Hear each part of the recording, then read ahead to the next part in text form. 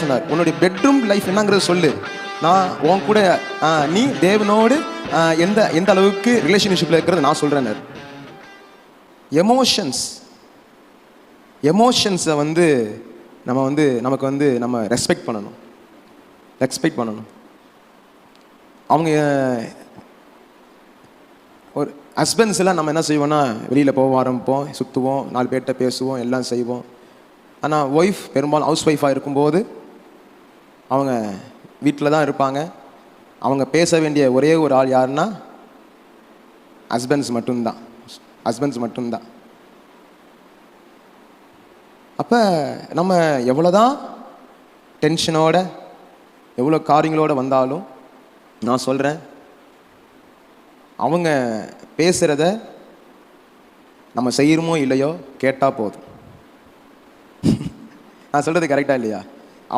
அவங்க சொல்கிறத இதெல்லாம் எனக்கு ஆண்டவர் எனக்கு டிவைன் கவுன்சிலிங்காக கொடுத்தது. ஆண்டவரே, நீங்கள் சொல்கிறது ஒன்று இருக்குது, என் ஒய்ஃப் சொல்கிறது ஒன்றா இருக்கு. ஆனால் நீங்கள் முன்னெல்லாம் சண்டை போடுவேன், உனக்கு ஒன்றும் தெரியாது சுமார், உனக்கு ஒன்றும் தெரியாது சுமார், உனக்கு ஒன்றும் தெரியாது சுமார். ஆண்டவர் சொன்னார், உனக்கு ஒன்றும் தெரியாது நீ சுமாருன்னார். உனக்கு ஒன்றும் தெரியல நீ சும்மா இரு, உன் ஆசீர்வாதத்தை நீனே உன் வாயினால கெடுத்துக்கிற, சும்மா இருந்தார். என்ன சொல்கிறீங்க? உன் ஒய்ஃப் சொல்கிறத நீ செய்கிறியோ இல்லையோ, ஆனால் காது கொடுத்து கேளு, ரெஸ்பெக்ட் பண்ணு, ஹானர் பண்ணு. உன் மனைவியை நீ ஹானர் பண்ணு, உன் மனைவி மேலே நீ அன்பு செலுத்து. நீ உன் மனைவி மேலே அன்பு செலுத்து. மனைவி நீ என்ன சொல்கிறியோ அதை அந்த வார்த்தையை அவள் கீழ்ப்படிவா.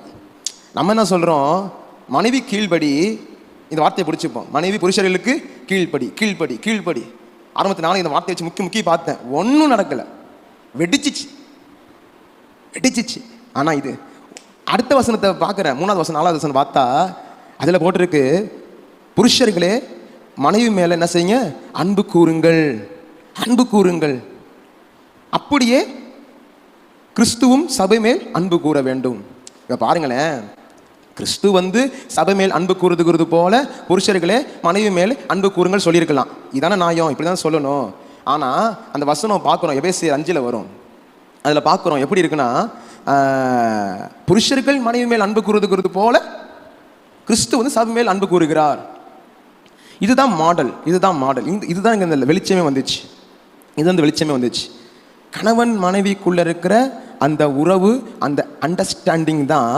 அந்த அண்டர்ஸ்டாண்டிங் எப்படி இருக்குங்கிறத நம்ம புரிஞ்சுக்கிட்டா தான் இந்த இதில் நம்மளுடைய ஸ்பிரிச்சுவலாக எல்லாமே தேவ பிரசனத்தில் இருந்து எல்லாமே நம்ம என்ஜாய் பண்ணும்போது தான் நம்ம தேவ சமூகத்துக்கு வரும்பொழுது தேவனோட இசைந்திருப்பதுனா என்னங்கிறத இதை வச்சு தான் நம்ம இங்கே டிபெண்ட் பண்ண இதை நம்மளால் பார்க்க முடியும்.